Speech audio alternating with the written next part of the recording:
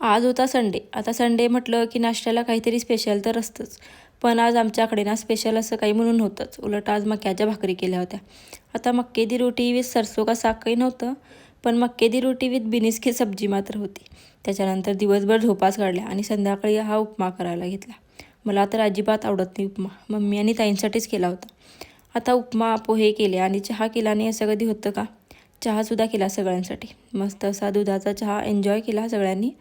आता किचनमध्ये थोडं जरी काहीतरी केलं ना तरी एवढा पसारा होतोच. तो पसारा आवरून ओटा स्वच्छ करून घेतला. त्याच्यानंतर मग संध्याकाळची आपली रोजचीच कामं आवरून घेतली. रात्री जेवण वगैरे करून दूध घेतलं 1 ग्लास पहिला तर, आणि हे बदामसुद्धा भिजत घातले, जे की मी भिजत घालायला विसरायच्या आधी. पण आता सवय झाली आहे ना, त्याच्यामुळे रोज आठवण तर येते. आज संडे होता तरी पण केस काही धुतले नव्हते, कारण मी केसांना तेलच लावायचं विसरले शनिवारी. त्याच्यामुळे आज तर लावूया म्हटलं. आणि हे तेल ना गरम करायला ठेवलं. त्याच्यामध्ये 2 कापूरसुद्धा बारीक करून टाकले आणि पाण्यात बाऊल ठेवून गरम केलं तेल. आता तुम्ही म्हणाल कापूर कोण लावते केसांना?